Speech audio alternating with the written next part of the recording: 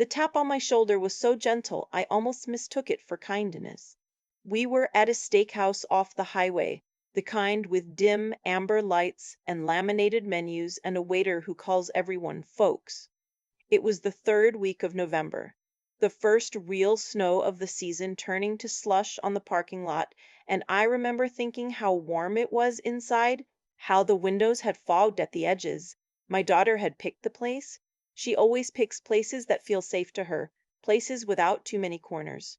We'd ordered, the bread had come, somebody at the next table was celebrating a birthday badly, and I had let myself relax in a way I don't often allow. Then the man my daughter was going to marry leaned toward me, touched my shoulder the way you'd touch a stranger to ask them to move their bag off a seat, and said it. My parents would honestly rather you watch the ceremony from home. We can set up a live stream. It's nothing personal. He said it the way you'd read out a delivery confirmation. No tremor, no flush in his face. He even smiled a little, like he'd done me a favor by being clear. Then he reached for the butter. I have lived 63 years. I have buried a husband, run a business through 2 recessions, and once stood in a parking lot in February changing a tire while a transport truck threw gray snow at my back. I am not a woman who gets ambushed easily, but for a moment I genuinely could not feel my own hands. The noise of the restaurant kept going, the bad birthday, the clink of a glass, the waiter asking the next table how everything was tasting, and I sat inside a small pocket of total silence, holding my fork, watching a man decide where I was allowed to exist in my own daughter's life. I want to tell you, I said something brilliant. I didn't. I set my fork down. I smiled because I have learned that a calm face is the one thing a certain kind of man cannot stand, and because if I had opened my mouth right then, I don't know what would have come out. Across the table, his mother had her lips pressed thin in that particular way. Some women have, the way that says, I'm staying out of this while making sure everyone knows whose idea it was. His father studied his plate like there was a map on it. They had clearly talked about this. They had decided it in some living room I'd never been invited to, and elected the youngest, smoothest one of them to deliver it over dinner where I'd have to keep my composure in public. What none of them were watching, because none of them ever really watched her, was my daughter. Let me back up, because the tap on my shoulder is the middle of the story, not the start. My husband and I built a garden center. We started it the year our daughter was born, on a stretch of land outside a small town in eastern Ontario, the kind of town with one good bakery and a hockey arena that doubles as the center of the universe. We started with a single greenhouse and a hand-painted sign, and more optimism than sense. For the first 3 springs, we nearly went under every May. I remember nights at the kitchen table with the checkbook and the seed catalog spread out, my husband saying we'd give it one more season, me saying the same thing back to him like a prayer we were taking turns reciting. But it caught. People drove out from the city on the long weekend in May and filled their trunks with tomato seedlings and hanging baskets. We added a second greenhouse, then a retail barn, then a little cafe that sold butter tarts and bad coffee that everybody loved anyway. By the time our daughter was in high school, the place had a name people knew, and a parking lot that overflowed every Victoria Day weekend. My husband used to stand at the edge of the lot on those Saturdays with his hands on his hips, watching the cars line up, and he'd say, "Would you look at that?" every single year, like he couldn't believe it had happened to us. He died 7 years ago. A heart attack in the off season, in January, when the greenhouses were quiet and we just sat down to watch the news. One minute he was complaining about the weather, and the next he was gone. And I learned that the worst things in life don't bother to knock either. After the funeral, people assumed I'd sell. A widow, a seasonal business, a lot of land. The offers came. Some of them were polite, and some of them were vultures wearing nicer coats. I said no to all of them, and then I did the thing that surprised everyone, including me. I handed the whole thing to my daughter. She'd come home for the funeral and never really left. And watching her in those first weeks, the way she walked the greenhouses checking the heat, the way she talked to the suppliers, the way she remembered the names of customers who'd been coming for 20 years, I understood she was better at this than I had ever been. Her father had the dream, she had the discipline. So I made her the boss, kept a chair in the office for myself, and learned to bite my tongue about the things I would have done differently. We grew. She brought in online ordering and a landscaping arm and contracts with 2 municipalities. The place her father would have called doing all right became something that genuinely supported 4 families year round and a couple dozen more in the season. The man came into the picture about 2.5 years ago. He was charming. I'll give him that, and I'll only give him that. He was good looking in a forgettable way, and he laughed at the right times, and he called me by my first name from the second meeting, which I told myself was friendliness and not what it actually was.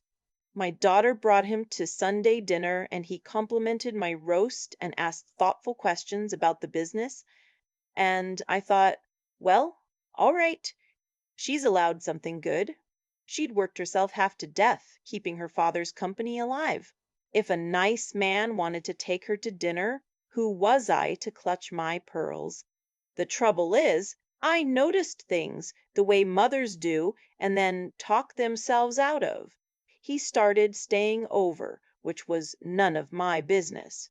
Then he started leaving things, a razor in the bathroom, a pair of work boots by the side door, a charger plugged into the kitchen outlet that nobody was allowed to unplug, small flags planted on territory. Then he quit his own job, something in commercial insurance, and my daughter brought him on at the company. To help, she said. He was good with numbers, she said. And I said nothing, because saying something would have made me the difficult mother, and I had spent 7 years working very hard not to be the difficult mother. But I watched. He stopped being a guest and started being a manager. He started using the word we about decisions my daughter used to make alone. We're thinking of changing suppliers. We're going to restructure the landscaping crew. He'd say it at dinner, watching me, and I'd watch him back over my reading glasses and feel something cold settle in my stomach that I didn't have a name for yet. His parents?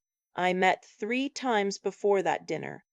They were the kind of people who say, "We summer in," and mean it. They drove an hour and a half out to the country to see the business once, walked through the greenhouses in good shoes, and his mother said, "It's very rustic, isn't it?" in a tone that made rustic sound like a diagnosis. I smiled then too. I'm good at smiling at people who think a thing my husband built with his hands is something to be embarrassed about. So when the man tapped my shoulder at that steakhouse and told me my own daughter's wedding would be available to me by Livestream, it wasn't out of nowhere. It was the last flag, the one planted right in the middle of me. I told you I didn't say anything brilliant. Here is what my daughter said. She put her water glass down. She didn't slam it. She set it down with that same care I taught her, the care you use when you're angrier than you've ever been and you refuse to let your hands shake. And she looked at him, not at his parents, at him. And she said in a voice the whole table could hear over the birthday and the clinking and the waiter, "Then you'd better start looking for a new wife and a new job." The man laughed. He actually laughed, a short surprised bark, because he was so certain she was joking. His mother's face did something complicated. His father finally looked up from his plate, and my daughter did not laugh. She held his eyes until the laugh died in his throat, and then she picked up her coat off the back of the chair, helped me into mine, left 2 50s on the table for our half, and walked me out into the snow. We didn't talk in the car for a long time. The wipers went back and forth. "Somewhere around the edge of town," she said quietly. "I'm sorry, Mum. I should have seen it sooner." And I said, "We both should have." And that was all. But I knew my daughter, and I knew that quiet. It wasn't the quiet of someone calming down. It was the quiet of someone who had already started planning. Here is the part people who only hear the dinner table version never understand. My daughter did not cry. She did not call him and scream. She did not spend 3 weeks talking it through the way I might have at her age, the way women of my generation were taught to talk everything through until we'd talked ourselves out of our own anger. She did the thing her father would have respected most. She went to work. The morning after the steak house, before the man was even awake.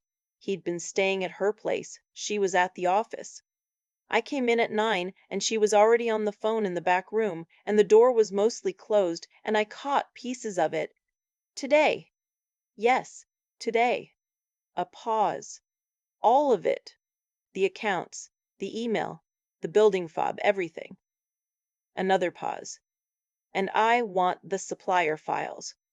Going back 2 years. Everything he touched. She wasn't shouting. That's what frightened me a little, in a good way. There was no heat in it at all. She sounded like a surgeon reading off a list. When she came out, she had 2 coffees, and she handed me one, and she sat down across from me at the little table in the office where her father used to do the books. And she said, I need to look at some things. I might not like what I find. I'd rather you were here while I look. I didn't entirely understand. I asked her what she expected to find. She turned her laptop around so I could see the spreadsheet, and she said something I've thought about many times since. She said, when somebody leaves a house in a hurry, Mum, you don't just change the locks, you go back through the rooms and see what they were really doing in there. What she found took 3 days. I sat with her for most of it, in that office that smelled of paper and the cold coffee neither of us finished, watching my daughter's face go very still in a way I recognized from her father. It wasn't theft. I want to be honest, because the truth turned out to be worse than theft in a way. Because theft you can call the police about and be done. This was quieter. Over the previous year and a half, the man had slowly been steering the company's purchasing toward 2 suppliers I'd never heard of. A new soil and amendment wholesaler, a new outfit for the nursery stock, the trees and shrubs we resold. The prices were a little higher than the people we'd used for 20 years. Not enough to scream, just enough to notice if you were looking. And my daughter, busy running everything else, hadn't been looking closely. He'd made sure of that. He'd taken purchasing off her desk himself. To free you up, he'd said. Both of those new suppliers, it turned out, had the same registered address, and that address connected, through one more company and a numbered holding outfit that took my daughter most of a day to untangle, back to a man who turned out to be his cousin. He'd been quietly routing the company's money through his own family, taking a cut on every order, and setting up the kind of relationship where, in another year or two, when he and my daughter were married and the lines between his money and hers and the company's had blurred, he'd have had a hand on a tap he could open whenever he wanted. He hadn't stolen a dollar that you could point to in a courtroom. He'd done something slower and smarter. He'd been building himself a position. The wedding wasn't a wedding to him. It was the last lock clicking shut. I remember when my daughter finally understood the whole shape of it. She sat back in her father's old chair, and she didn't say anything for a long minute. Then she pressed her lips together and breathed out through her nose one long breath, and she said, "It's not illegal." And then, quieter, almost to herself, "But it's not innocent." I asked her what she was going to do, and she said the thing that made me proud and a little afraid of my own child at the same time. She said, "Nothing dramatic, I'm just going to remove him. Cleanly, before he can turn it into a story where he's the victim." The man, meanwhile, had no idea any of this was happening. He'd discovered his building fob didn't work and his email was locked, and he'd assumed it was a tantrum, that my daughter was punishing him over the dinner and would cool off. He kept saying that, cool off. He moved his things into her spare room like the engagement was just on pause. He carried himself around the house like a man waiting out bad weather, certain the sun was his by right. I'll tell you the moment I knew he was finished, and it wasn't a shouting match. There wasn't one. It was a Tuesday, and the three of us were in my daughter's kitchen, and she slid a folder across the island toward him. Inside was a separation agreement for his role at the company. A clean exit, fair on paper, more than fair given what he'd been doing. And beside it a single printed page that laid out, without drama, exactly what she'd found about the suppliers and the cousin and the address. She hadn't written a word of accusation on it. She just printed the facts, the way her father used to say facts do the arguing for you. He read it. I watched his face go through about 4 different men in 30 seconds. First, the easy charm, the I can explain. Then, irritation. Then something flatter and colder underneath, the actual person under the charm, and that was the only time in 2.5 years I saw who I'd been smiling at across my dinner table. He shoved the folder back across the island. He said, "If I sign this, what happens to us? And my daughter, God, I'll remember this until I die." My daughter didn't raise her voice. She said, "There is no us. There's just what's true." She slid the folder back toward him. She didn't beg him to sign, and she didn't threaten him if he didn't. She just stood there with her arms loose at her sides and waited. The way you wait, when you already know how a thing ends and you're only being polite enough to let the other person catch up. He signed. His hand shook a little when he did, which surprised me, because I'd never once seen him uncertain about anything. Then he packed 2 bags, and the last thing he said in that house was, "You're going to regret this." And my daughter said, "No, I'm going to regret this." And my daughter said, "No, I'm going to remember it." And he left. His parents called twice. The first call was outrage, the second was something closer to negotiation, and my daughter took neither past the first sentence. She wasn't interested in the spectacle they wanted. I think they'd been counting on one, counting on a screaming, messy break that they could shape into a story about the unstable women out in the country who treated their sons so badly. They didn't get it. There was nothing to twist. He'd signed his own exit in his own hand, and the facts sat in a folder, and the only thing left to do was the spring planting. I want to be careful here, because I don't want you to think it was easy or that nobody got hurt. My daughter loved him, or she loved who she thought he was, which is the same heartbreak wearing a different coat. There were nights after he left when I'd come downstairs for a glass of water and find her at the kitchen table, not working, just sitting, the way you sit when grief is doing the work for once and you're letting it. I didn't say anything those nights. I'd just put the kettle on and sit with her, 2 women in a quiet house, and let her decide whether she wanted to talk. Mostly she didn't. Sometimes she'd say one thing, I let him get close enough to almost do it, and I'd say, "But you didn't let him stay," and she'd nod, and that was the whole conversation. That was the quiet power of the whole thing, in the end. He never got his scene. The company never got his scene. The company never got shaken. Not one account got drained, not one secret walked out the door. The danger got seen early and cut out clean, like the dead wood off a tree in March so the whole rest of it can come back green in May. The wedding, the one I was supposed to attend by Livestream, simply never happened. There was no announcement. The deposits came back where they could and didn't where they couldn't, and the dress went to a consignment place in the city, and the long weekend in May came the way it always does, and the parking lot filled with people loading their trunks with tomato seedlings and hanging baskets. And life kept going the way it has a habit of doing, whether you've had your heart broken or not. There's one more thing, and then I'll let you go. That summer, my daughter put a photograph up in the office. It was an old one I'd given her. Her father, maybe 40 in it, standing next to the very first hand-painted sign with one hand on it like he was holding the whole future up by himself, his other arm around her when she was small enough to fit under his elbow. She had it framed and she hung it where you see it the second you walk in. I said, He'd be proud. Meaning the business, meaning her. She looked at it for a while, and then she said, "It's not really for him." And when I asked who it was for, she said, "It's for us, so we remember what it was actually built for."